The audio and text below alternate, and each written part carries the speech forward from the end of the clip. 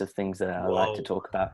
You told me that to look up David Icke, and Yeah. man, he's a real fucking amazing conspiracy theorist. Like, I saw his Well, interview on Wogan, and his comeback from that is just unbelievable. Doing bloody events at Wembley Stadium, it's unbelievable. yeah. And so he's There's a been clear doing it now audience. for like over 25 years.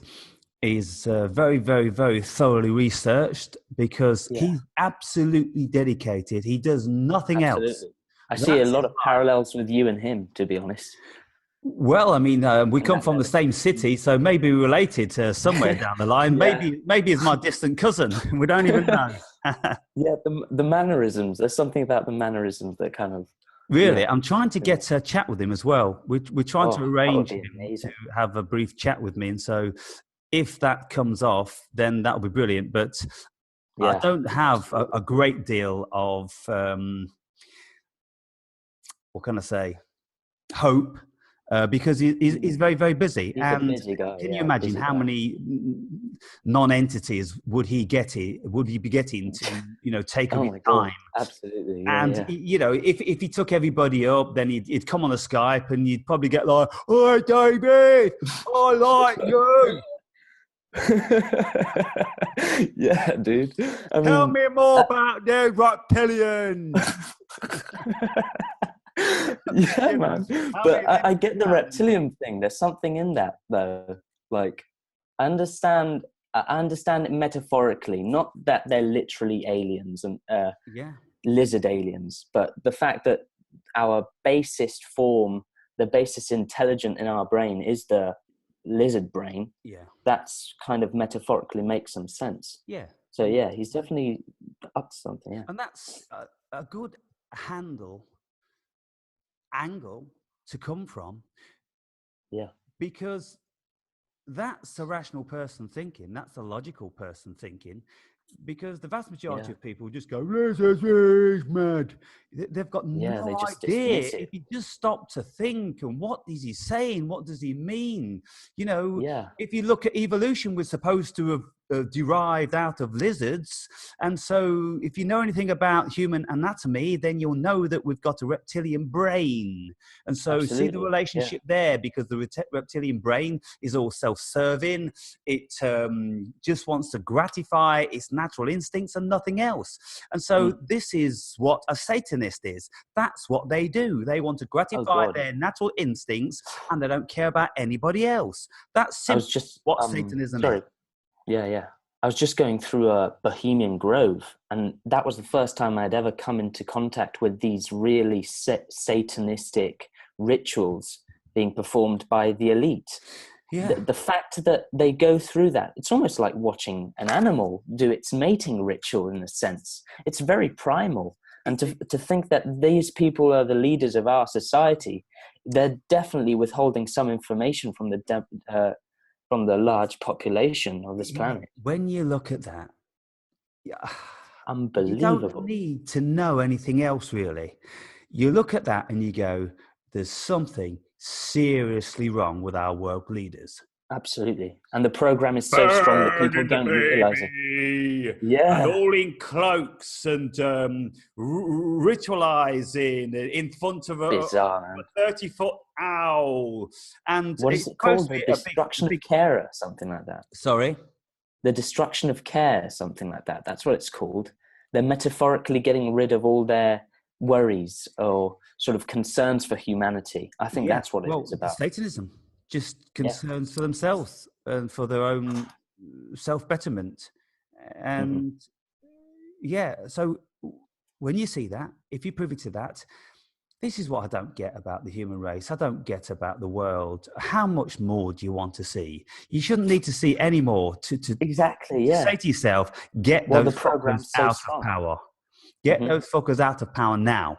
They are dangerous. Absolutely, yeah. Yeah. Man. But definitely interesting. I mean, I really like looking into that stuff. And there's clearly like a large amount of information that they're withholding from us. You know, I bet like, have you heard of the burning of the Library of Alexandria? Oh, of course, yeah. I I just mean, mentioned that's that one in of my the, last Zoom really? interview. Yeah. Well, just that is proof that they were definitely plotting against, self-actualization. That they just don't want it to happen, because No, that's basically the overthrowing of the pyramid itself. overthrowing of the knowledge of our history. And you see, Yeah.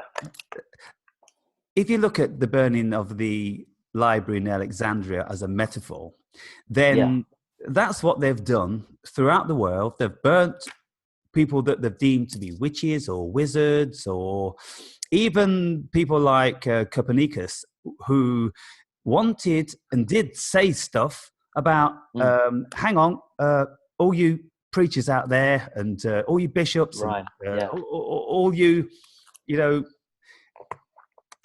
God Plotters, basically. worshippers, Mm. I've got something to tell you. We're not the center of the universe. Absolutely. We're just a And it's tiny unbelievable. little dot in the mass of billions of dots, and we're really quite insignificant in our positioning.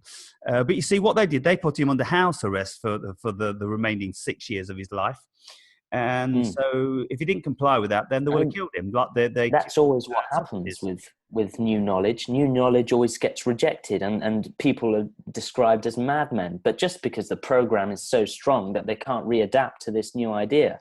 The same goes with David Icke. I think David Icke has got a lot of stuff correct about our society, and people are still denying it, but more and more he's gaining a massive audience, and it just shows that eventually these truths, these sort of mad talk, actually becomes real. I mean, look at Einstein. He's exactly the same. His theories were regarded as total bullshit by the mass media. Well, I mean,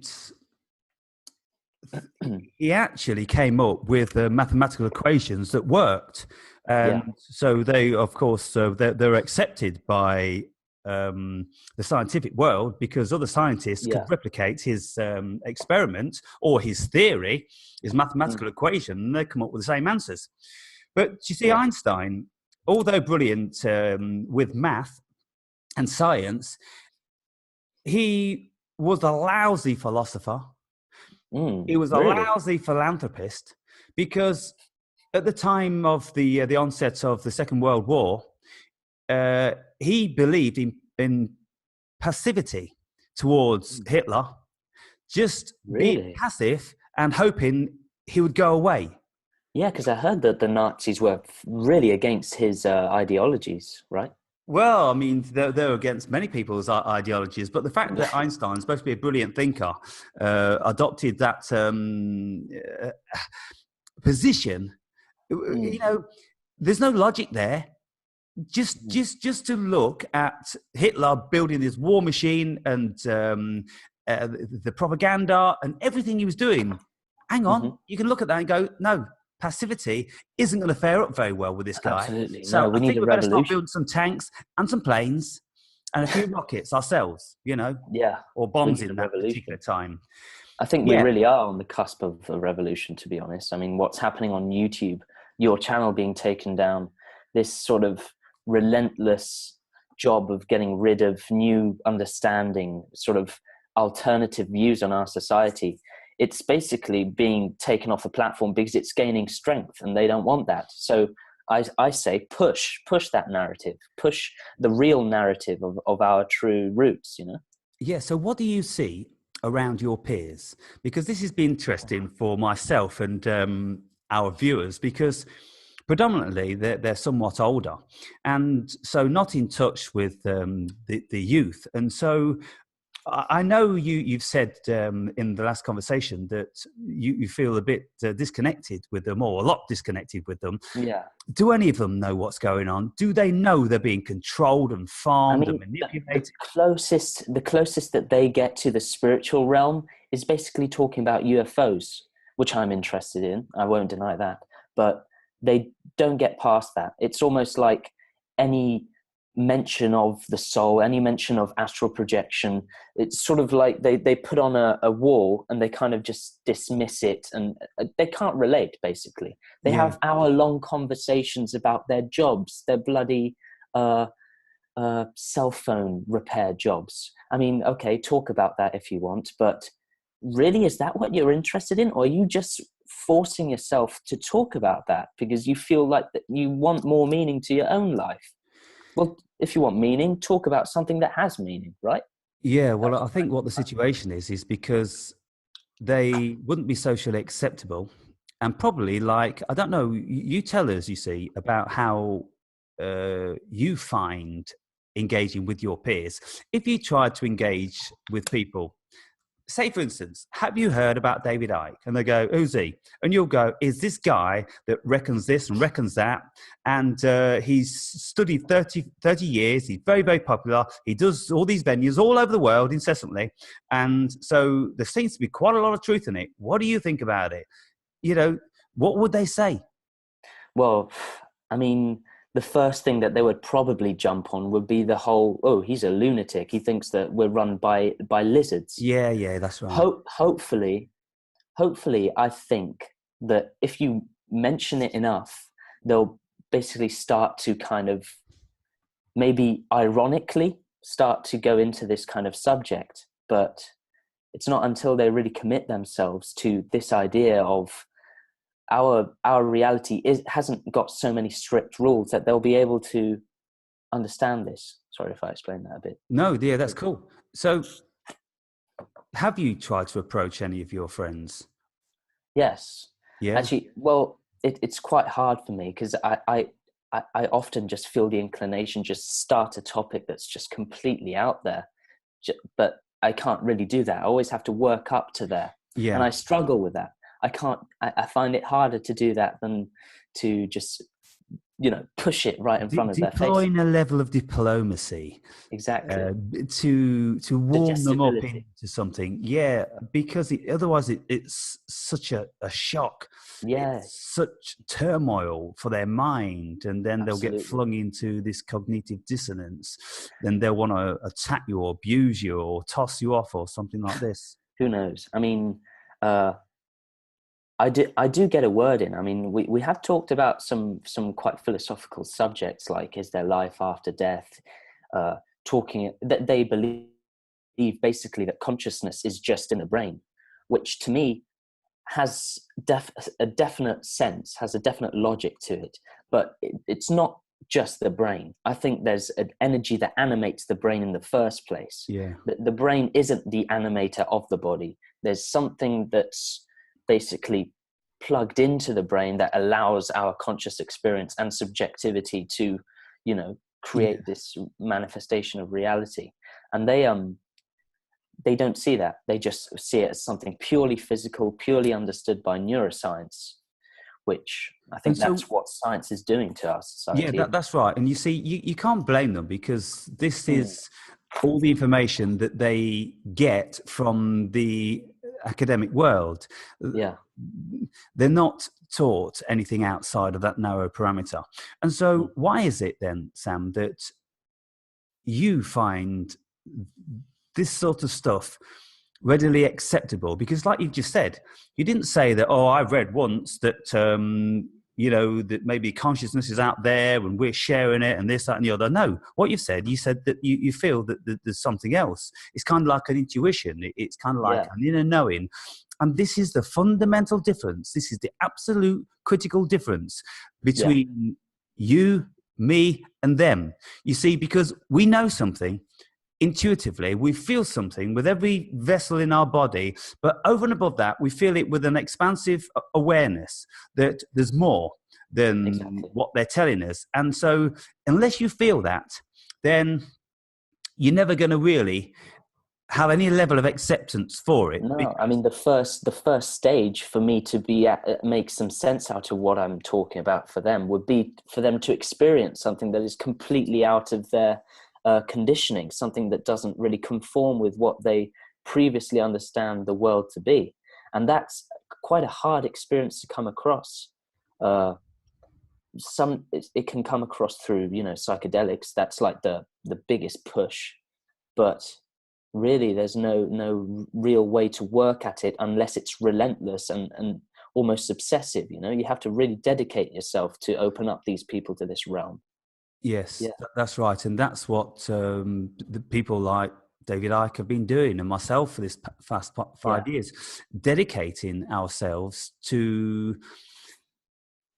trying to open people's minds. And the whole premise of it is that you just keep going.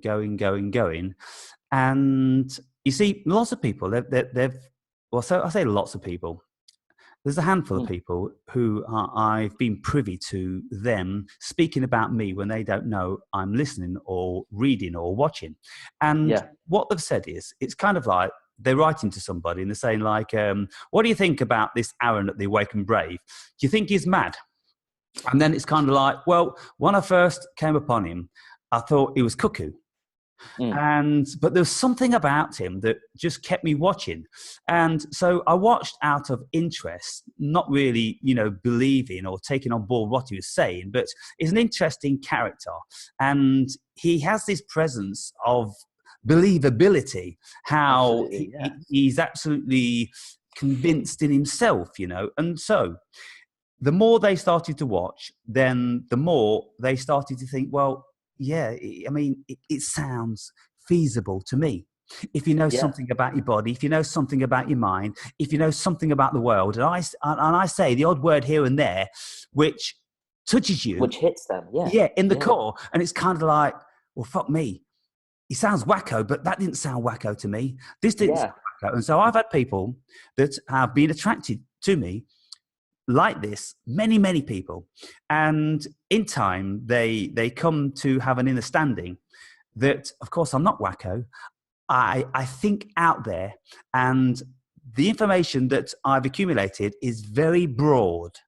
Exactly. And so this is what people have an issue with. They struggle with the expanse of a person's knowledge. And I'm not saying that my information is like scholarly, that I know everything about a particular subject, because it takes you a lifelong time. No, I know something, a reasonable amount, about many subjects. And so that's a similar case to me.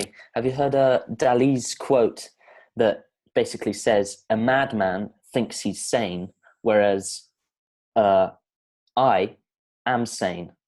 I mean, I know I'm a madman, Right. There's a difference between... I messed that up completely. You should write your quotes down, young man. I'm bad at talking, to be honest. Well, no, I think au contraire. I think you're very good. And the whole thing about insanity, the more you learn about this world, the more you can lend yourself to feeling that you are mad. And like Ike says, it's a madhouse.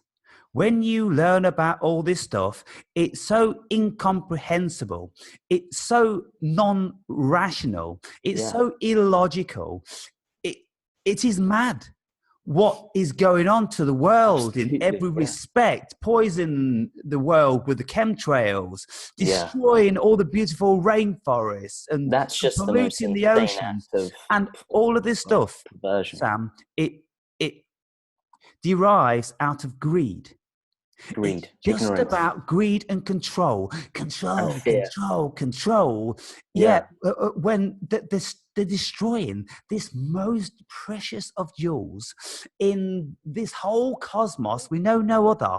And honestly, there's a very thin line between fear and control as well. I mean, the reason why they want to control is because they themselves fear that control being taken away from them. Exactly. And so they're riddled with fear. And so they perpetuate their control, and they destroy the planet. They destroy humanity. They're destroyers of everything. What would be the epitaph to put on their tombstone upon their death? This man had $50 billion in the bank, but what a criminal, what a Satanist, what an inhumane human being. We can't even call him a human being. The destruction, devastation that he's brought about on this glorious, beautiful planet. it doesn't make sense, mate. No, And it so really doesn't. what you end up doing is you start questioning whether they are in actual fact human beings. And this is where the whole lizard thing comes into it. This is where the whole Anunnaki thing comes into it. This is where the whole Nephilim thing comes into it. This is where the whole bloody Pleiadian and Arcturian and the Yes. Atlantean and all this stuff. I'm fascinated by that Anunnaki myth. The fact that like it's very probable that there's some kind of genetic modification coming into human evolution. The fact that in a normal human birth, a human can't really have a normal birth unless there's tons of drugs involved, tons of painkillers.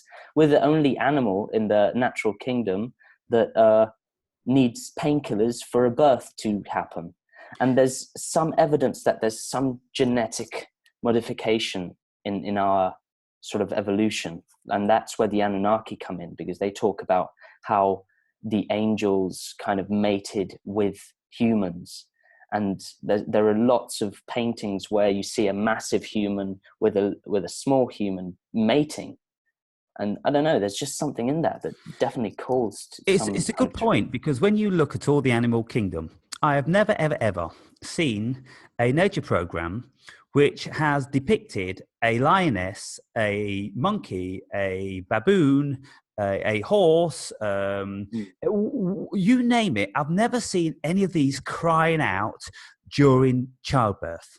Exactly. Now, we can say that, oh, well, you see, this is nature's way of protecting the species, because let's have a look at the evolutionary thing.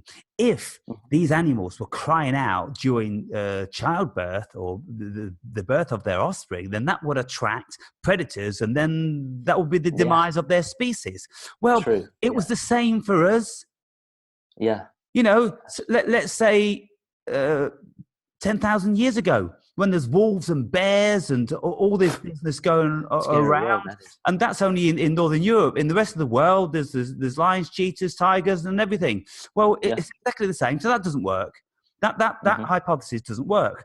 And so what's just sprung to my mind is that because you've said that, then okay, what is happening with the human being isn't entirely evolved. It isn't entirely natural. There's been splicing, and so therefore the baby is in actual fact too big for the pelvic region of very probable, female, because you see them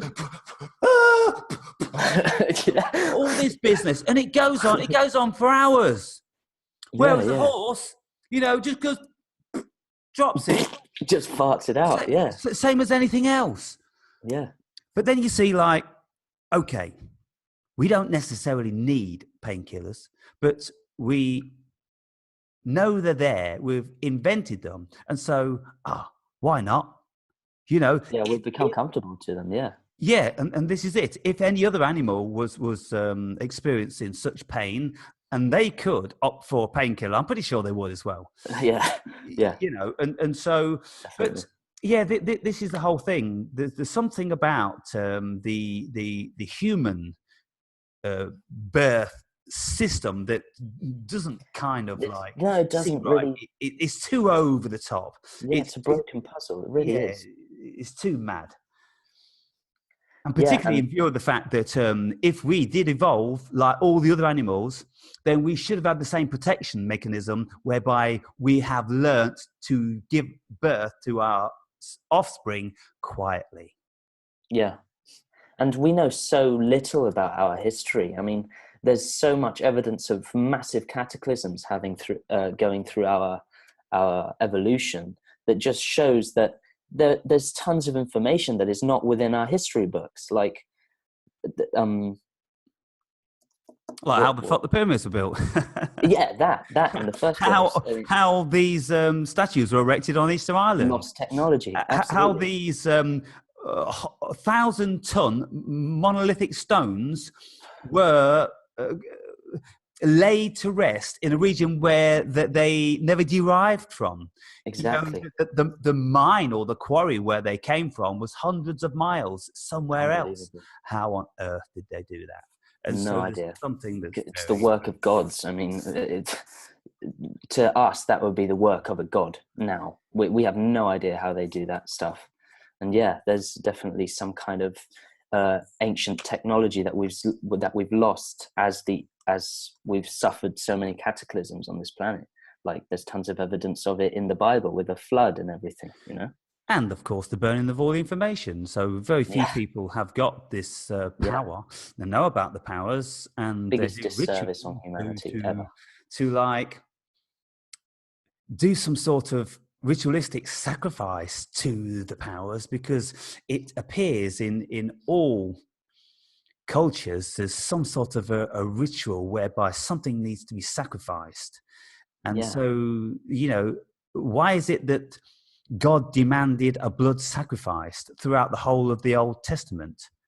You've got to have a burnt offering and all this sort of thing. Why is it that the Mayans insisted on taking a heart out of somebody's body every single day in fear that the sun wouldn't rise in the sky? All this sort of thing. So there was some culture here before which promoted that. Yeah. The burnt offering, the bloodletting, and the sacrificing. Sacrifices, yeah. Yeah, there's some negative energy that's been instilling that in us.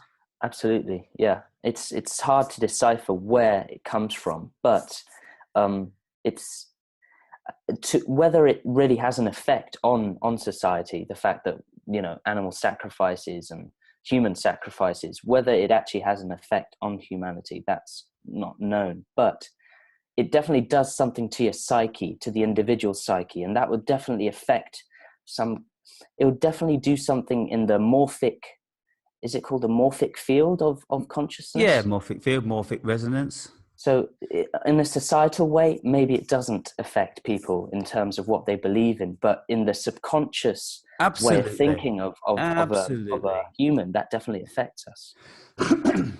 Now, that's a very good point also. And I love it when I hear this level of wisdom coming from someone so young. And there's been quite a lot of young people like yourself who I've engaged with over this last 5 years, being 17, 18, 20, and they're looking at the world like this, and they're talking and understanding this stuff like the morphic resonance field. Yeah. Now, for the benefit of some of the viewers who may not know what this is, it's Rupert Sheldrake's theory that there is a morphic resonance field all around us. And what actually this does is it carries information. And for instance, a butterfly effect in consciousness. Basically. Yeah. For instance, if, like, Sam, you're down in London now, are you? Yeah, London. Okay, you're in London and I'm in the Algarve. And if we were the only two people on the planet, and I was thinking of a new way how to get those coconuts down from the tree, and instead of climbing up and risking falling down and breaking my legs or something, I discovered that, you know, if I threw, you know, a reasonable sized stick at them, then I could knock some of them through. And within a very similar period of time, you discovered that too. It's a bit like fire. You know, how did that come about? All over the planet, there was different cultures and different countries which were separated by masses of sea, and they never, you know, came together for thousands of years, and yet they all intuited how to build a fire. So this is the morphic resonance thing. I mean, you can also apply this to our present times. If Einstein's workings wouldn't have been disclosed to anyone, perhaps we would have come to that information quicker, just because of the fact that a conscious human has experienced that, and there's a likeliness that our brain can reach that because someone else has, you know? So yeah, that's an amazing theory, by the way, morphic resonance. Yeah, well, and I think it's a reality, to be fair. Yeah, I mean, how can you prove something like that? You absolutely can't prove anything like that. Yeah.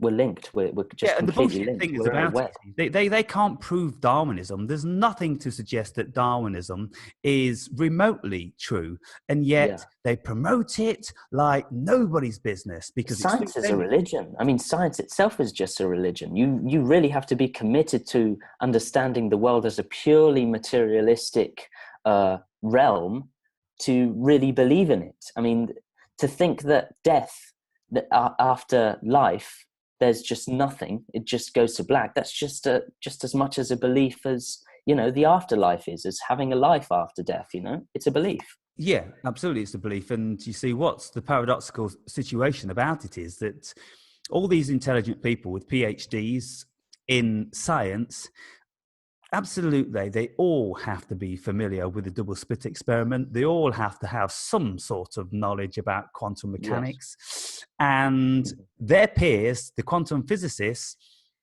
have discovered that there is no corporality to this world dimension, and yet they incessantly go along looking for particles and reconfiguring particles and bashing them into each other and seeing what they can create and everything like this and all this sort of stuff, and spend an enormous amount of time in it because the illusion is a very, very persistent one, as Einstein would say. And so the difficulty is, the paradox is that even though we deep down know that there's no reality, it seems like there is. And so when I knock on this table, it seems physical. So what do you do? You have to accept the paradox. And that's the whole thing about this whole dimension, this whole universe, this cosmos. It's a paradox. We are a paradox. Our mind's a paradox. Our consciousness is a paradox. Every single thing in it's a paradox. It's a hologram. It really is a hologram. It's a projection of our inner psyche deciphering the world outside of us. But the world outside of us can't exist if there's not consciousness to perceive it in the first place. So, well, in theory, I believe that to be really true, because there's no information coming anywhere if there's not consciousness to perceive anything. Yes, if there's nothing to think about it, if there's no thoughts to bring it into a reality, then there can't be a reality. Yes. It's kind of like, I tried to argue this one with a viewer of mine, and he wouldn't have it at all. I was saying that without language, there wouldn't be anything. Yes. Because you need language to determine that there is something. Yes. Otherwise, and he said, well, no, there'd still be rocks and trees and this, that, and the other. Okay, there wouldn't be rocks and there wouldn't be trees and there wouldn't be oceans. Yeah, because their words, their concepts, there would be stuff that you could bump into. There would be stuff that you could fall into and drown. But you see, how can you even say that? How can you drown if you don't have a word which brings it into existence? Yeah, Terence McKenna was always talked about this, how our reality is just language in physical form. It's literally that. Exactly, and language in physical form. When you do psychedelics, you realize that it's almost like a more advanced version of our way of perceiving the world, where language kind of manifests itself into physicality instantly, right? I haven't had many psychedelic experiences, but I've heard from DMT experiences that basically it's that they're showing you things, and it's almost like language is transcended material universe. It's transcended that, and it's become something that's purely visual, purely light, basically. Yeah, well, I had a couple more DMT experiences the other day, and the videos are up. And what I said in one of them or both of them, you can't describe what happens, because it's what you experience is ineffable. Mm-hmm. Just to even think about language is entirely preposterous. Yeah. And so what happens is then, it's the same on shrooms, it's the same on acid, so I've heard, it's the same on DMT, it's very similar in an astral projection.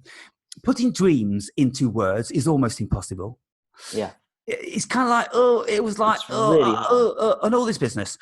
It's almost painful if you try to listen to somebody depict in detail a dream.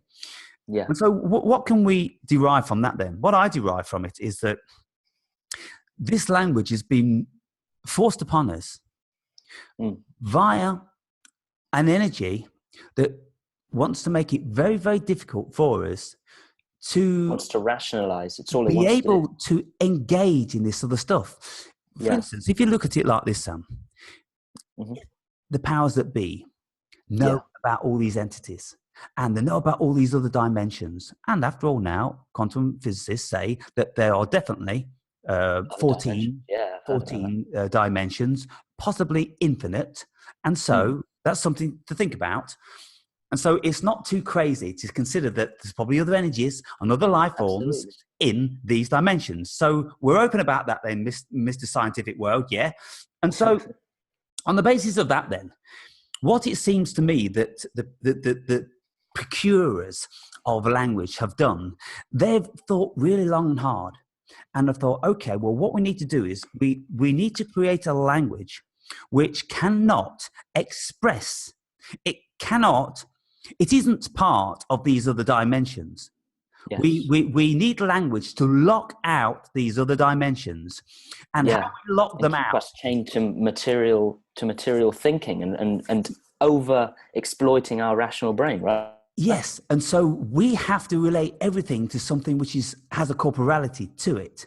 It has to be tangible, otherwise it doesn't exist. Unless, of course, it's like in the quantum world, and then they don't know that it exists. They're only theorizing. Nobody's ever seen an atom. They haven't ever seen an atom. An atom doesn't exist. It's just an energy that seems to be there. And so on the basis of that, then, we're given language, and we can't articulate that stuff. And so what we do is then, for the better part, we shy away from it, because most people, they're embarrassed of their lack of articulation. They are embarrassed because they can't express. They can't even depict one of their experiences via the language that they've grown up with and used for 40, 50, 60 years of their lives. I think at some point on our evolution, language is going to have to be transcended. Language is going to become some kind of it's going to be like, I don't know, fucking signs, body signs and stuff like that. Just completely nonsense, really. I think at some point we're going to transcend language, and we're going to be able to, communicate telepathically. Exactly. Yeah, because, okay, so if we're going to be doing sign language, then this is what originated before language. If you study how language originated, then you'll see it derived out of symbolism and signs. And so it seems to me that there's lots of people that have had this telepathic phenomenal power. Hopefully it doesn't happen through technology as well. That's just something that I don't trust, man. What do you mean it doesn't happen? Hopefully we don't reach this level of telepathic communication through technological advances in our brain. So like external chips being messing with our brain and the way we understand, because I think there's a lot of manipulation that can go into that as well. Yeah. So hopefully we come to a self-actualized point globally where we're able to communicate in that telepathical way. Yeah, okay then. So this leads on to another subject that I'm very versed into, and I've made many videos, and so no doubt you'll be privy to some of them. What humanity needs, it needs a shift in consciousness. Yes. And what the powers that be have been doing for this last umpteen thousand years is taking away our spiritualism, taking away our fantasy, taking away our dreams, taking away our imagination, and taking away our self-belief as ultimate power sources. Yeah.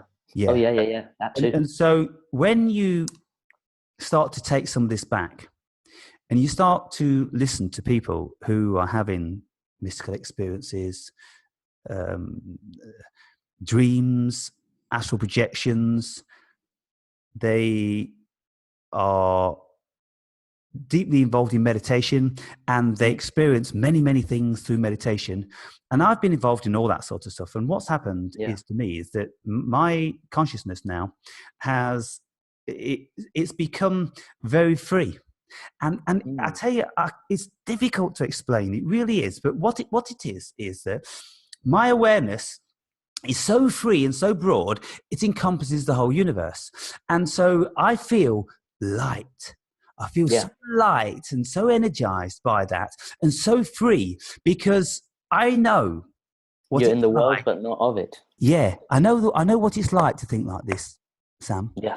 I've been Me too. there, and I know what it's Very like briefly. just to have what you think is you in here, always in Mm. here, always in here. It's not out there. It can't possibly be out there. They've always told us it's in here, in here, in here. And this is what 90% of the population is like. They're in here. But my Yes. consciousness isn't in here. Like No. you said It's before, everywhere. it's out there, it's everywhere. And it's feeding what is in here. It's experiencing what is in here. And I have a relationship with it. And I know that every single thing I do is watched and it's observed and it's partaken in. And it's not watched and observed like a peeping Tom or something like this. It's watched and observed like the wind around a bird in the sky. You know, Yes, the wind exactly. around a bird in the sky is always, always there.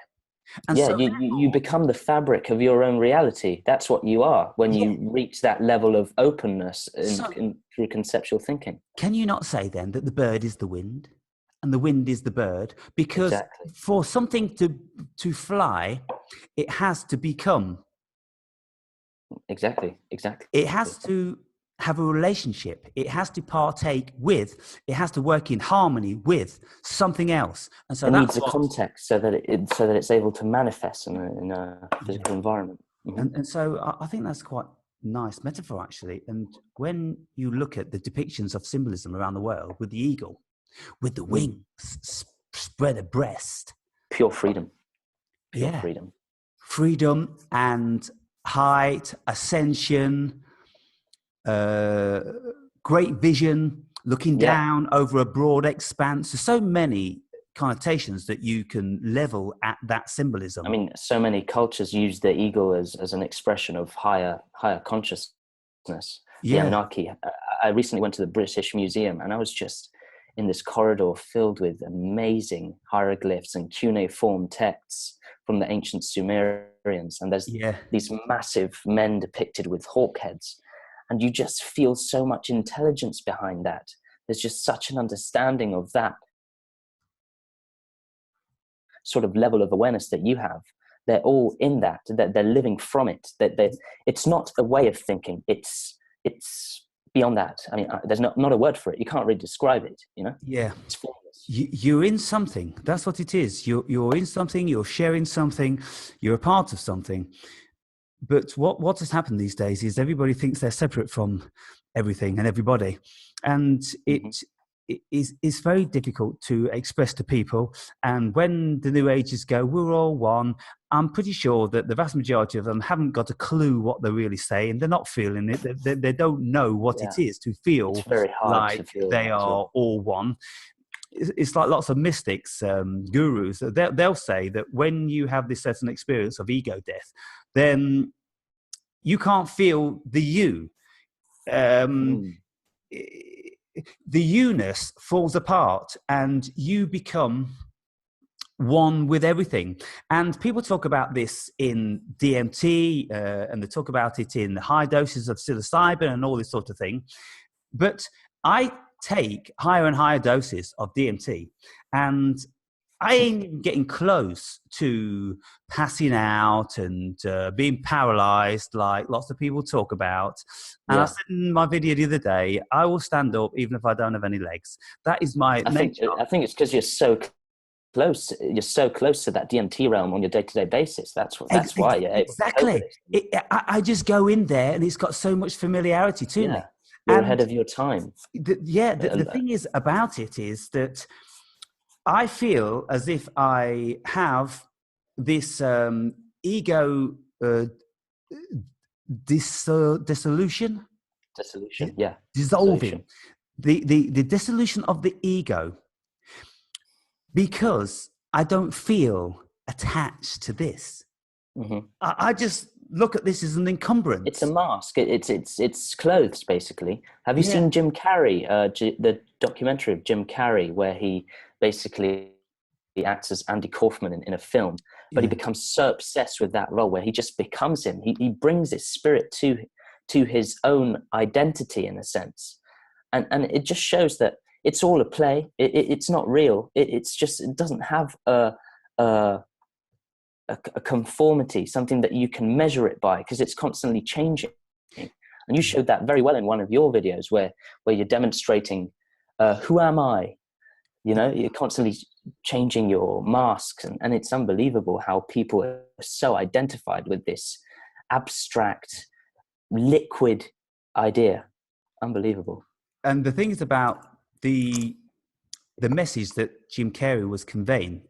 You see, I think this is one of the things that set him on his spiritual journey, because what Yes. he realized, what really doubt came about it. home to him when he was making this Andy Kaufman film, was that because he became this character of Andy Kaufman, and all of a sudden it's kind of like, hang on, I think I'm Andy Kaufman.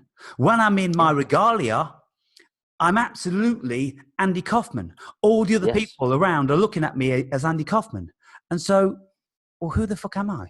I'm supposed to be Jim Even Carrey. the family of Andy Kaufman shows up to sort of greet the Andy Kaufman, the real one who was deceased.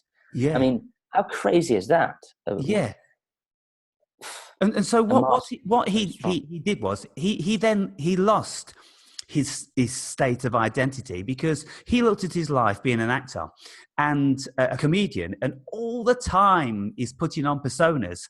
And even when he's not putting on a persona, I heard that his wife, maybe his first wife, I think, left him because she said he was mad. Well, you see, what he couldn't stop doing, he couldn't stop being in character. It was always being in a character. When you see him now, when you're having a conversation with him, like you see him being interviewed or something, he's always breaking out into some goofy character that he's played in the movies. He doesn't know what this is. There's no solidity. There's no solidity to his identity. It's malleable, as it's meant to be. Exactly. And only now he's come to the conclusion, and he tells everybody we're all tetrahedrons just bumping around with each other, and there's no such thing called life and existence, what we consider it to be, and this, that, and the other. And this is why he's took on a whole different persona. And what he does these days, I don't know whether you're aware, but he spends the vast majority of his time painting in his apartment, wherever he lives. It's an artist studio. There is huge paintings all over the place. All the walls are painted. There's racks and racks and racks of paint and everything. And he just gets... it's therapeutical. Yeah, throws it and all sorts of things. And so what he is actually doing now, he's allowing whatever it is that's working through us to express itself through him. Because I draw a lot. Sorry.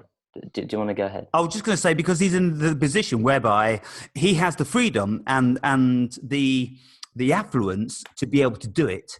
And so therefore then, because he's got that, consciousness has attached itself to him even more, and allowing him, helping him to express himself because he can. If you look at how consciousness works, then you see that it works with very, very free people. It works with people that are not in this. They're out there. They're a little bit, deemed to be crazy and scattering all this because they're not conforming to this narrow, dull perspective of reality. And so therefore, conscious works through it via this marvelous inspiration. And that's what it does with me. And this is why some people level at me. I'm a little bit cuckoo because I express myself in a whole 180 degrees and I don't care what anybody thinks. You're embodying your true nature, which is infinity. I mean, there's no solidity to your the paradox. Yeah, I'm not afraid of being contradicted, or people telling me I'm contradicting myself, or telling me that I'm not making a good point, or any of this business, because all I will say is that I'm absolutely convinced that this is an illusion. The cosmos is a paradox, and so how could I be anything different? Exactly. And what you were talking about, art, consciousness expressing itself through artwork. I draw a lot, and I've drawn for most of my life. And when you draw, you're not thinking. You're not in that state of thinking. You're not rationalizing every movement that you do with your pen. And you're not thinking, I'm going to draw this now. Perhaps you do. There's some level of that. But it's something that comes deeper within you that understands what you want to see on that paper.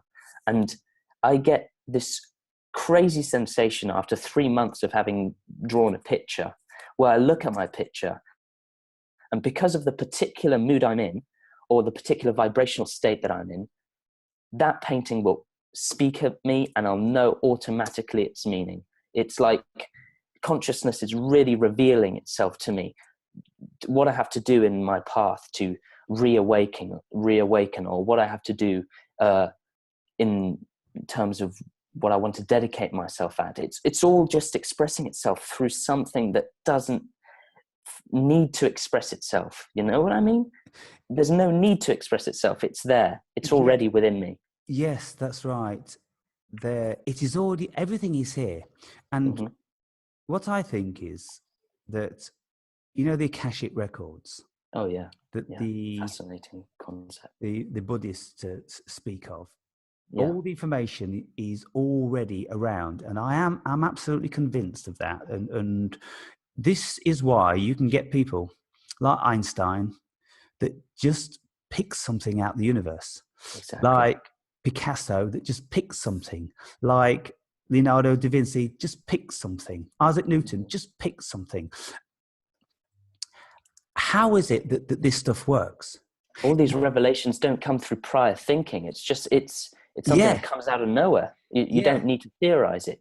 And what did Einstein says? He says it's like 98% inspiration, 2% perspiration.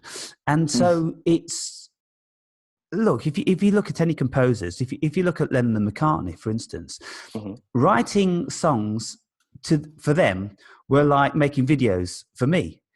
I can just make a video any time of the day. There's always something to be said.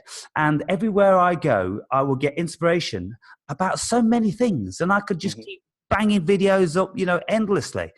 But I don't. And, it's like Lennon and McCartney when they're writing their songs, absolutely prolific songwriters. Yes. It just came to them. And Lennon and McCartney came together, and it worked beautiful for them together, but it also worked beautiful independently. There was something that's working through them, 1 in a million, this sort of thing. So when certain people are in a certain vibration, then that is when consciousness seizes the opportunity to make manifest. Yes. Something beautiful. And it's amazing Eckhart Tolle's way of thinking of consciousness, where you have to create space in your consciousness and in your way of thinking. You have to really understand that the inner voice that is speaking to you in your head is just that. It's just a voice. It's nothing more than that. It only manifests itself in reality when you believe it to be true. But behind that thought, there is the I, there is the observer, And that observer is where it all comes from. That's where art comes from. That's where music comes from. It's a really intelligent force that doesn't need any outer influence. It's completely within itself intelligent, Yeah, well, it's difficult to define, and I'm quite ambiguous in how I approach this, because on the one hand, we can say that all the information is within the Akashic records, which we can say is consciousness, for want of a better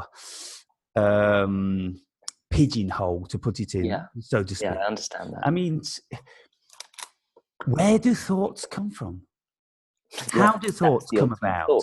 Can we ever control our thoughts? Very, very difficult. But you see, there is something to be said for great inspiration, which isn't derived out of any man.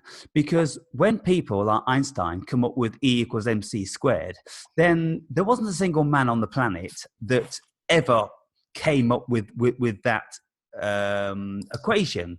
And it's like Isaac Newton coming up with or partaking in the development of calculus, and so-called discovering, the weakest force in the universe, gravity.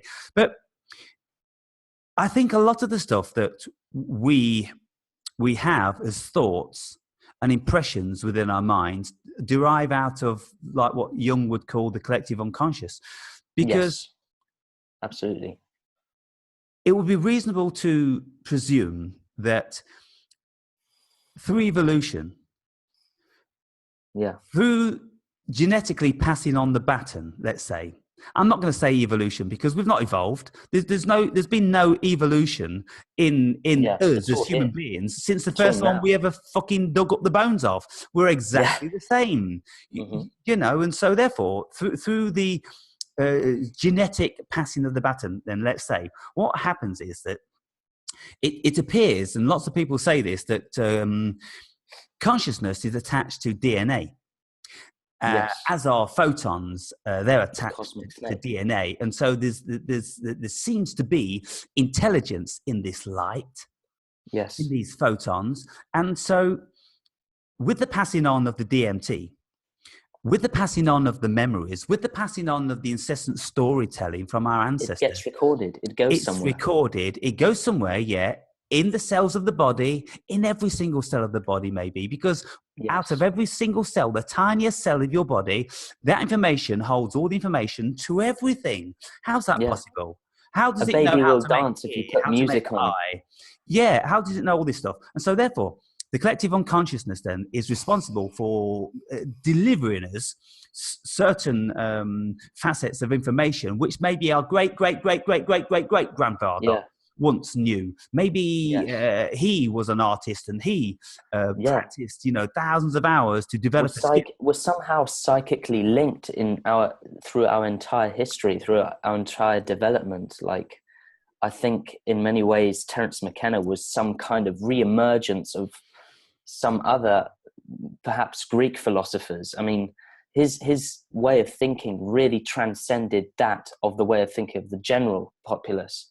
And yeah, there's some kind of re-emergence happening through consciousness where we're picking up rings from our ancestors, perhaps. Yeah.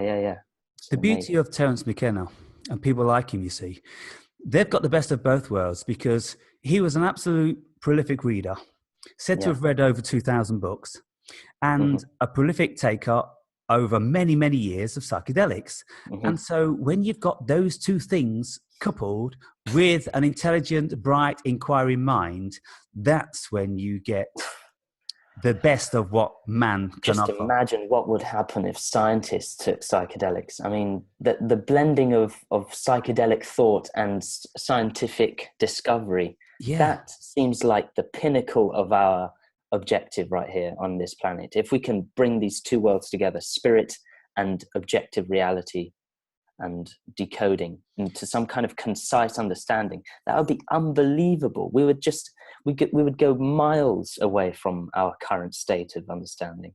If it was readily accepted into our culture Exactly. and we weren't indoctrinated into believing that we should be afraid of it, because this Yeah. is the main obstacle to many, many people being free with themselves and experimenting with this stuff, because they've Hmm. got a deep inner rooted fear which has been passed down via our predecessors and promoted and promulgated via the people that we're supposed to respect, authority, and all Yeah. this sort of thing. And so we can have a tendency to have a certain fear about it. And the more Yes. programmed a person is, the more susceptible to authority, the more fear-based they're going to be. Yeah. See, like me, I'm not a fear-based person, Me and neither. I'm not a stupid person in that I respect what I should be afraid of. If there's a legitimate danger, then I naturally have a Yes, as you certain should. fear Yeah. about it, which is the egoic response of self-protection. And so Hmm. the ego will tell me, you better be careful of this. And okay, I respect that. But if the ego wants to tell me stories, then I say, okay, what story are you telling me? You should be afraid about this. Well, hang on. Why should I be afraid about this? Well, you don't know what's going to happen, do you? No, I don't know what's going to happen. But why should I be afraid of that? I know one thing. I know it's not going to kill me. And I know it's not going to make me go crazy or affect me in an adverse And way. ultimately, you have to know that it's not real, that it's just a thought, really. Yeah, yeah. And I'm going into the depths of my consciousness where everything is contained. And so what Mhm. really is this to be afraid of? I'm only being afraid of myself, aren't I? That's the ridiculous Exactly. paradox of it, because There's when nothing to people fear but fear itself. yeah. And when people are afraid of taking psychedelics, it's afraid because they don't want to look in here. And it's the same with Hmm. hypnosis. They're terrified.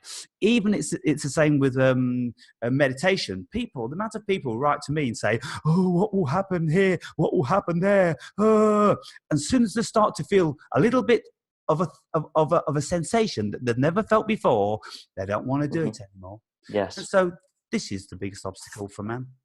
absolutely. Yeah, it's a very hard obstacle to fight against. And when you get there, when you're really there, when you're able to understand that what you think of reality isn't reality itself.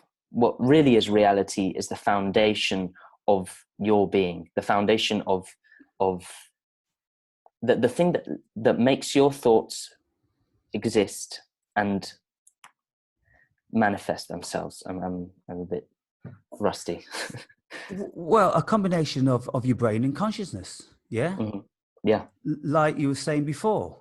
And if we nurture both of these, if we nurture our brain with free thinking Hmm. and freeness and minimize the fear, then Surrender. it will operate much more efficiently.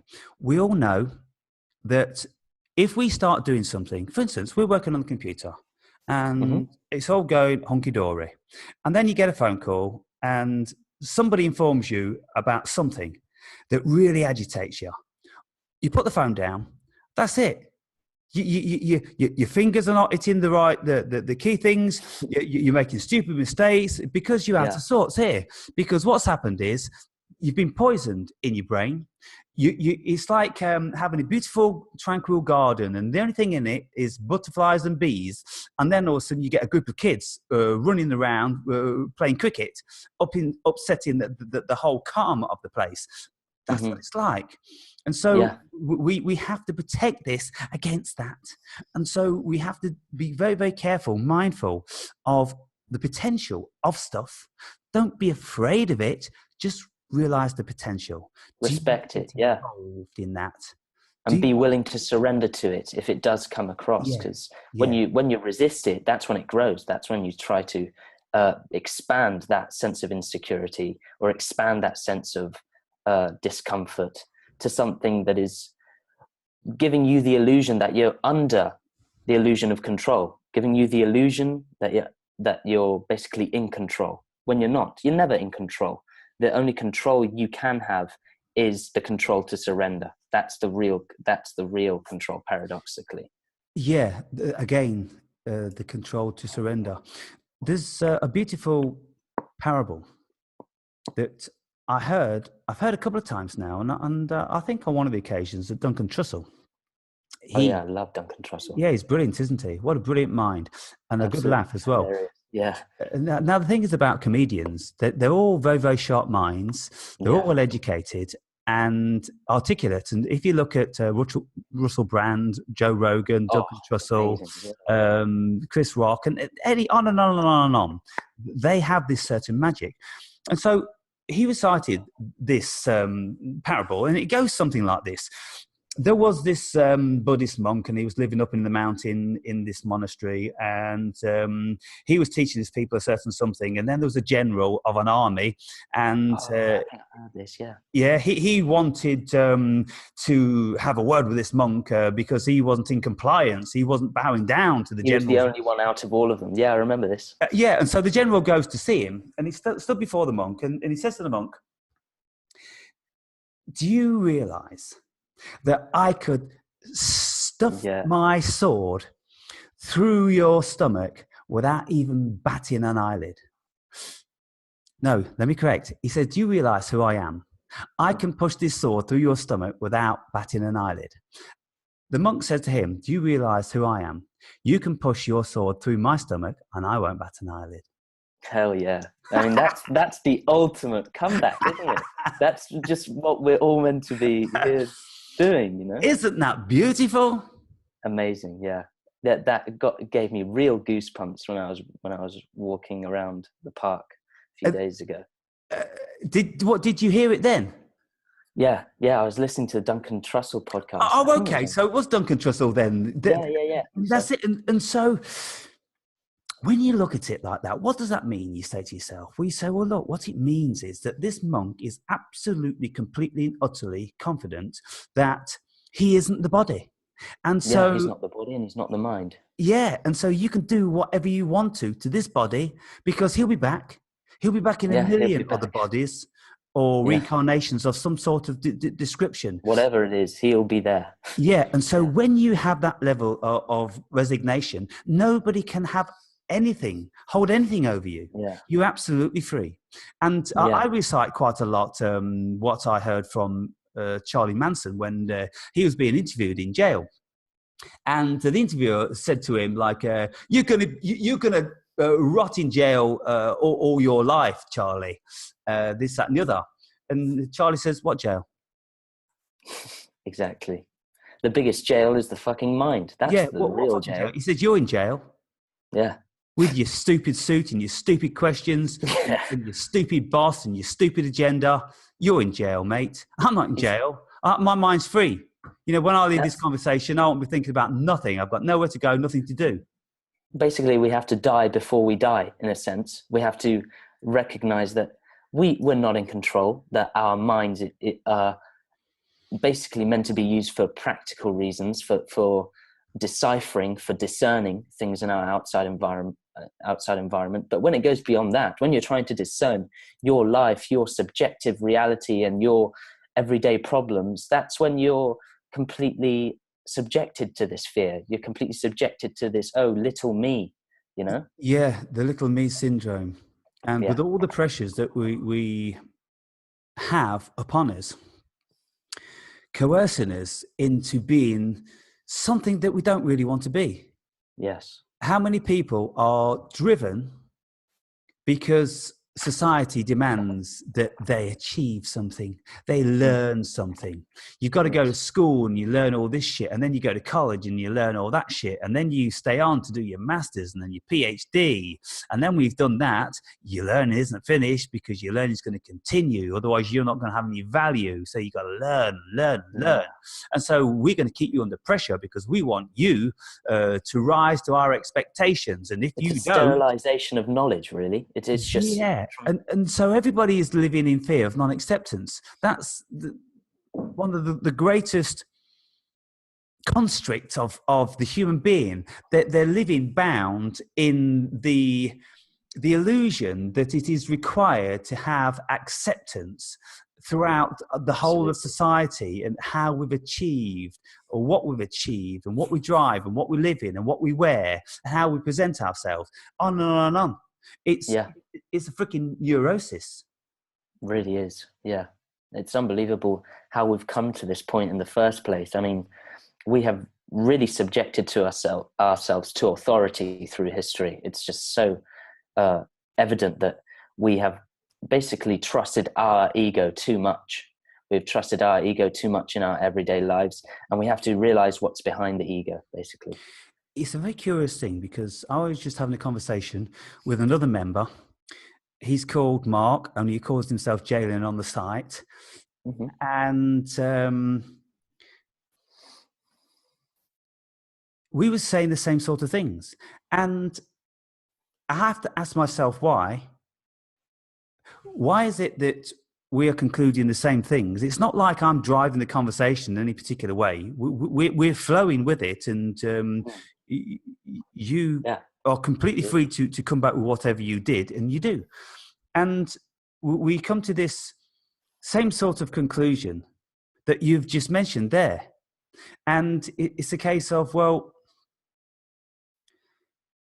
what is it that's driving us on so much, that's stealing away that which we really are?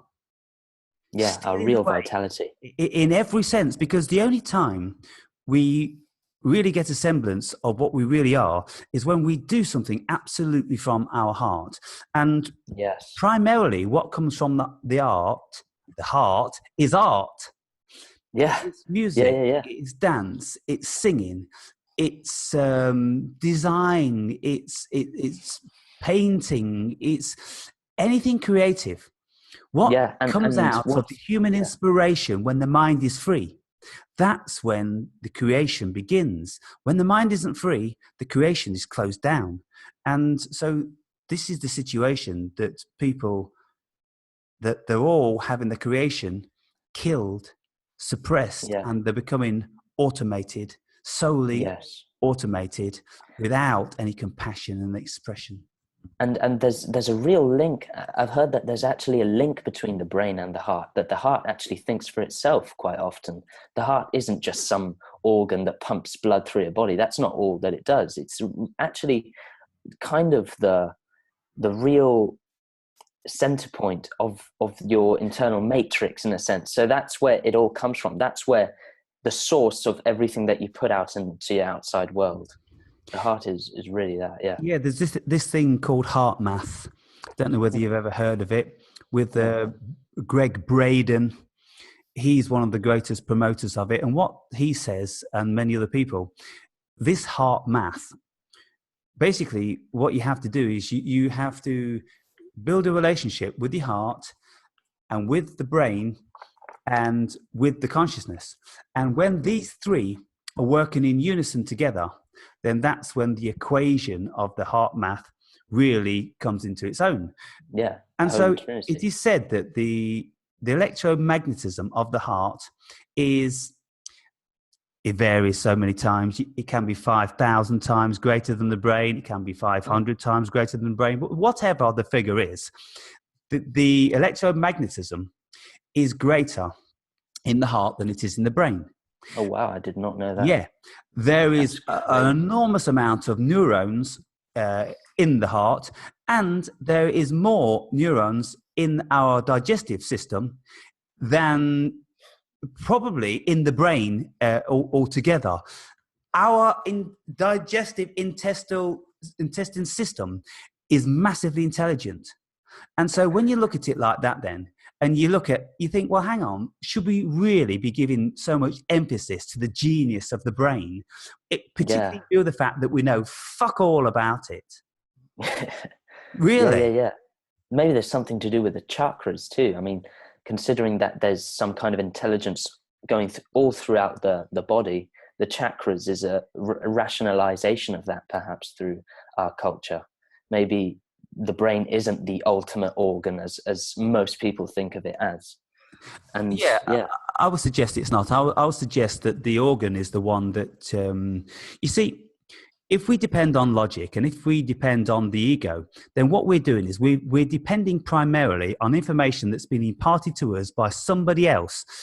We take that information on board as a reality and as true. How much Hmm. information do we know about this world that we have experienced firsthand? Do we know how far the sun is away? Do Very we know little. how far the moon is away? Do we know what the diameter of the world is? Do we know how deep the Mariana Trench is? Do we Hmm. know how tall the Eiffel Tower is? Do we know how long the Forth Bridge is?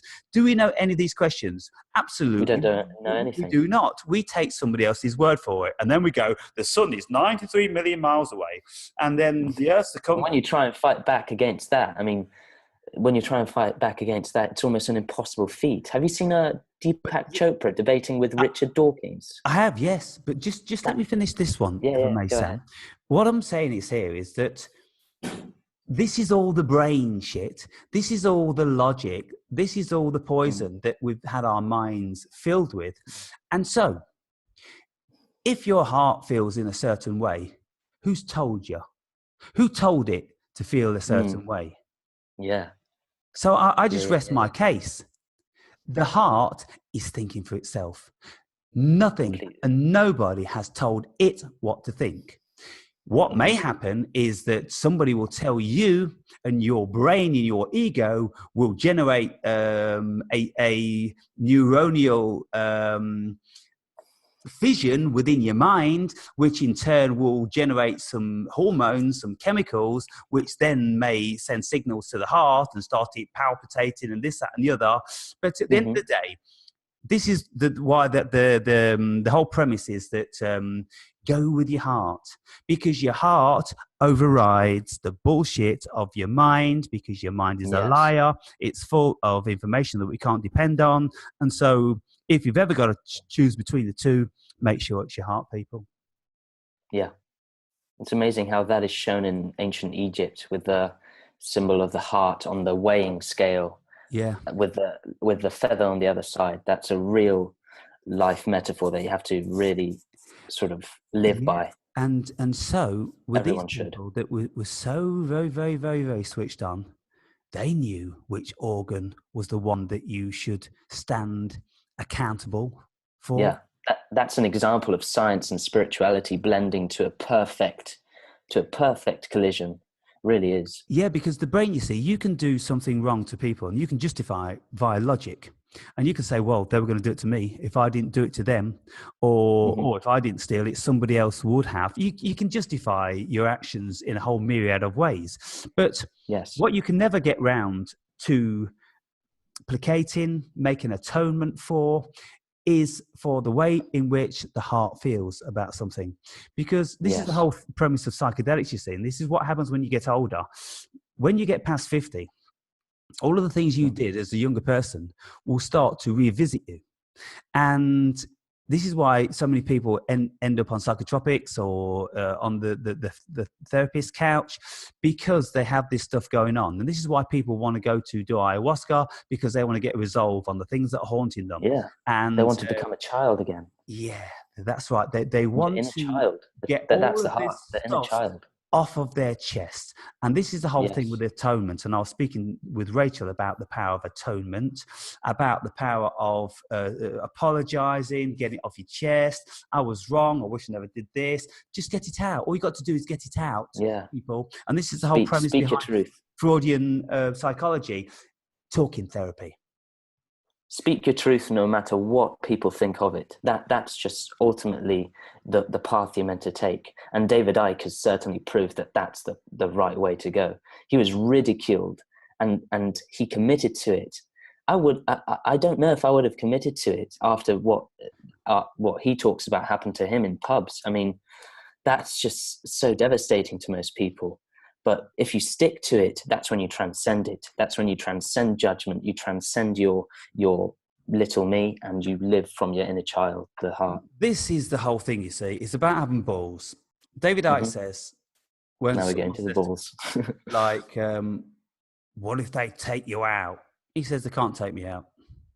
And then the interviewer, it was London Real. I think his name's... I've seen that one too, yeah. Yeah. What's his name, that London Real guy? Rose, John Rose, or I haven't seen enough to know his name. Okay, I think it's something Rose anyway.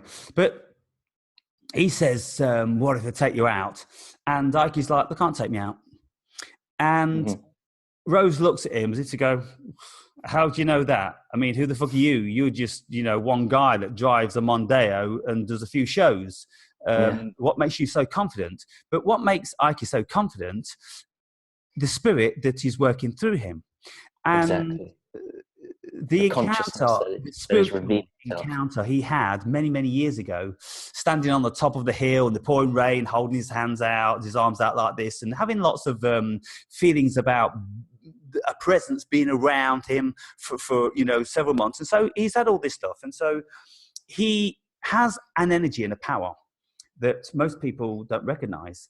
And I have something which is similar to that, because what happens to me is when I get compromised, of course, like most people, the rational mind says to me, "Oh, do you want to do this? Do you want to go through all this, that, and the other?" And I'll think, well, fucking hell, what's my options? I could just be basking in the sun and having a marvelous time. But what always happens is, Sam, that I get energized, and it happened. And the reason why I'm saying this, because it happened in the gym today. Now, being 54 and working out, most days of the week and this, that, and the other, I'm doing pretty good. But sometimes I can start to feel that, age is encroaching upon me. Yeah, I watched that video, actually. Yeah. Talking about it. But today, having had a lot of issues, which I created myself out of my ignorance for technical stuff. I'd done something and I couldn't enter my site. And I thought the site was bugged, or I thought it had been infiltrated. But all I'd done the previous day, I changed my email, which then changed the configuration of my password. And I didn't know that. And I couldn't get into the site. And I thought, oh my God, is this ever going to end? Yeah, So anyway, I hate that too. Technical shit. yeah, I went to the gym. And before going to the gym, I thought, am I up for going to the gym? And I went, of course you're up for going for fucking gym. Get to the gym. Soldier. I'm like, aye, Captain. And so I go to the gym. I'm in the gym. And then all of a sudden, what happens? All of a sudden, a fucking huge surge of energy, of youthfulness comes over me. And often I can have a bit of a pain in my hip. Just pumping it, aren't you? Something in my knee. And I've lost my Springbok Gazelle type fucking thing that goes on with younger people.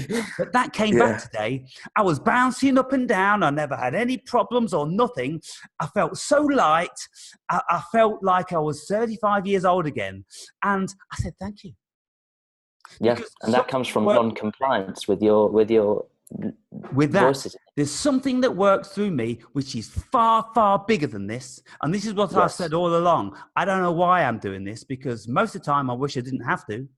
But I'm given inspiration, and I'm given this enormous feeling of well-being day and night, and that enables me to do it. So you're giving without wanting to receive. Yeah, whatever I'm doing, Stan, I'm doing a service to mankind, but there's something that's paying me. Seriously, there's something that's paying me. It's paying me with longevity. It's paying me with peace of mind. It's paying me with the blissfulness that I'm feeling every single second of the day. I go to bed, I'm in bliss. I wake up in the night, I'm in bliss. In the morning, I'm in bliss. I take DMT, I'm in bliss. I meditate, I'm in bliss. I'm in the gym, I'm in bliss. Bliss 24/7. That's what it is. I'm telling you. Yeah, bliss is what it is. There's more to this world than your philosophy, dear Ratio. Yeah. What did you say? There's more to heaven and earth than your philosophy, dear Ratio. Yes, there is a whole lot more to what's going on. And when you tap into that... Yeah. Sorry? Well, I was just going to change subject a bit, but you go ahead. What was I going to say? I was going to say... When you tap into that, okay, we'll just finish off this particular subject. Sure. When you tap into that, and you're already naturally, instinctively tapped into that. I can tell that by the way you're thinking, your disposition, everything. And so this is the curious thing, and this is the question that we all have to ask when we're trying to wake people up. Is it possible? I don't think it's possible, because what has to happen is we all have to wake up from our slumber at our allocated time. We can't go waking people up, because if we do, what happens? They get grumpy at us. And they build bigger walls. Yes. They create bigger walls. Yeah, and they put up a bigger front, and they're more mardy, and they're more agitated, and all the rest of it. So we have to leave them to their own devices. You have to be suggestive. Suggestive and I think the greatest thing is to be the world that you want to see. The proverbial Gandhi saying, and lead by example. You just lead by example, and then you can teach. You can just teach. And I mean, this is the way I'm going really with my philosophy, and it's just kind of like casual. I just like being out in the nature, and when I'm in the nature, I'm inspired, and then I just want to remark, have a discourse on whatever it is that's been inspired to me by the divine inspiration.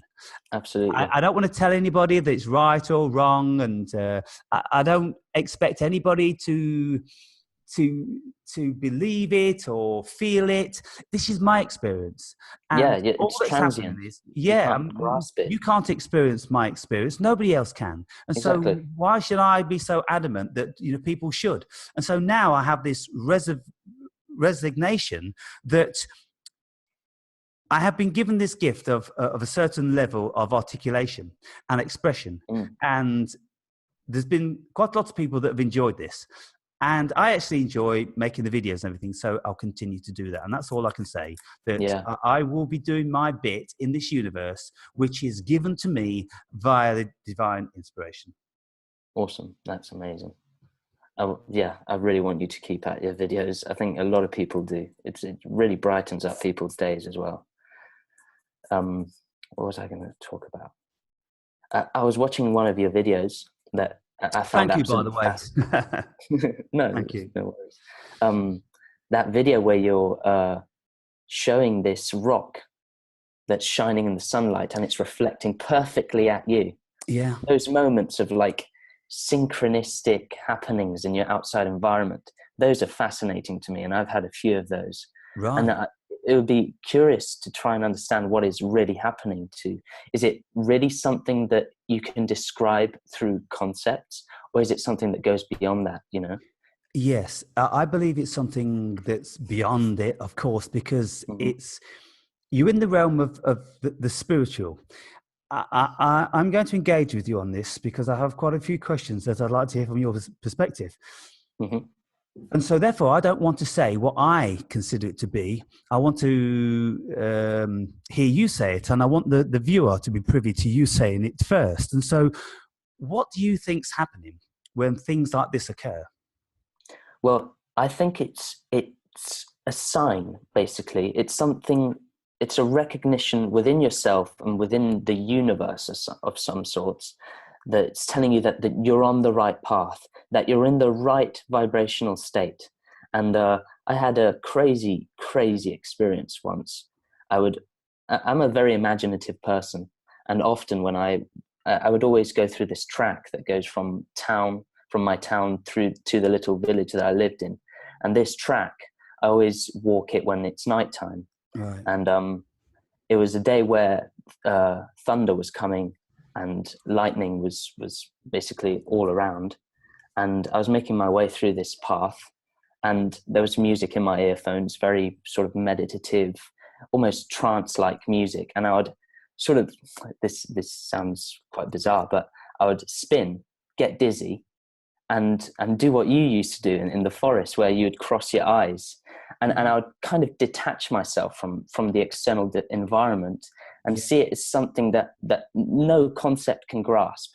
If you do that long enough, something truly amazing happens, and it was proved to me as I started to run. I just started to run immediately after getting really dizzy, and kind of, you know, and that literally the moment that the song starts and really hits basically when the beat drops, the real beat drops in the song, I jump and there's a lightning bolt, and I'm just startled, and I keep on running, and it happens again. I jump again when the beat drops, and there's another lightning bolt, and that to me really, really hit me. I was just awestruck. Something was definitely speaking to me at that moment. There's a point where coincidences aren't just coincidences. It's something beyond that, you know. Yeah. And yeah, And so, if people who are not versed in this sort of stuff listen to that story and they go, coincidence, and they wouldn't feel anything, they would not feel nothing. yeah, And if they'd never had an experience, they would dismiss it in an instant. So, what I want to ask you then, so we can get to the real depth and core of this, yeah. why do you think that you felt that it meant more than coincidence? What is it? Because there's almost like a recognition within yourself that you know it's going to happen, because you're in a state where you're not rationalizing, you're not thinking, you're not trying to understand it. You just know you're absolutely everything that is happening within your environment. And if you surrender yourself to that, if you surrender yourself to pure awareness, that's when you and the universe, you and the outside world blend, because it's just there. It doesn't need to be anything else than that. It just needs to be there. And it can speak to you when you're in that state, you know. You just need to be open for it, and it will show you that you're in the right place, you know. Yeah, and that's a curious thing because it can sound a little bit new age. It can sound Yeah, wishy-washy, guru stuff. could But be. at the end of the day, there is a feeling that comes out of it, which you intuit that is positive. Yeah. How you interpret this is probably open for speculation. Completely. Yeah. Because you see, It's all subjective. Yeah, if you are desirous to do something like, for instance, if 3 days ago you had a prayer and you said, "Oh God, please, I want this new job, or I want this new car, or whatever," and then you're consciously waiting for the manifestation of a sign. And so if a sign like that happens, you think, that's it then. God's told me that, he's heard my message and it's going to happen, because that's your train of thought. You prayed for God and you consider that this was a godly thing, and so God answered your prayer. But if you don't pray to God, and if you don't ask for anything, if you've got no design about anything, but if you're open to everything, then you'll see stuff. That's the key. That's the key. You see stuff and you hear stuff. And I'm always saying that when you open up your mind and your heart, people, and you get rid of your shit, you will live in a different world that you've never recognized and known before. And so what happens is then, when you are free, and this happens so much to me because I'm free every single day. I've been free every single day within reason for the last 12 years. Very little to do with a few occasions within this period. And so my mind has become very, very relaxed. I've been meditating every single day for 5 years, and I sleep like a baby, and I don't have any stress or anything like that. So my mind is open to the world. And when things like this happen, like a leaf falling from a tree, or seeing a rainbow in a bead of water clinging to a blade of grass, when you notice the tiniest things like that, then you're in the flow of life. You're in the flow of life. And that's when you know God consciousness, Mother Nature, whatever it is talking to you. And it's saying, welcome. Exactly. Welcome. And so, if they want to disagree with you, they can go ahead. But nothing beats that intuition you feel. That's right. You know undeniable. It because you're there. You saw it. You're the only person on the planet that saw that rainbow in that bead of glass. You're the only person that jumped those two particular bolts of lightning. I was the only person that saw that mirror because I was standing at a particular angle to it, which directed it straight back to me. Probably 50 feet either way. Nobody would have ever recognized it. And I was standing on a, let's say, a promenade on the cliff, bit of a peninsula, high up, 100 feet up, and I'm standing there and I'm looking out and I'm observing everything. And then when the wave came in and the wave went away, all of a sudden it beamed to me. And the video was absolutely remarkable. It was like a portal into another dimension. Unbelievable. You saw the sun rays beaming out from it. And what did that do for me? It didn't tell me that... It felt like a mirror. Yeah, there's nothing spectacular over and above every single day of my life that's going to be happening to me. Yeah. I just looked at that and I said, thank you. Absolutely thank you. And I know why you deliver these things to me, because you know that I appreciate them. Exactly. Like every flower, every blade of grass, every piece of bark, every seemingly dead leaf, but the dead leaf has probably got more life about it than the live one, because the dead one is absolutely covered inside and out with so many microorganisms because it's in a state of decomposition. And so therefore, don't ever let anybody tell you anything's dead. It's more alive than you're more alive when your heart finally stops than you are now, because it's conscious. It all is. You're 65% living organisms now. Microbiology, 65%. That's what they reckon these days. And so when you die, you'll be 100%. Absolutely, yeah. More alive when you're dead. Do you mind if I just go to the toilet? Yeah, sure. Yeah, go for it. I can just pause this right now. I've got all the technology. So we're back again. Mm-hmm.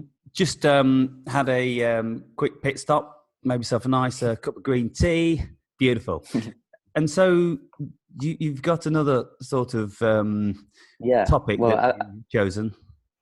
Yeah, I've become like really interested in the effect of psychedelics on our culture, and like there's so much evidence that Christianity and Amanita muscaria go hand to hand. So much.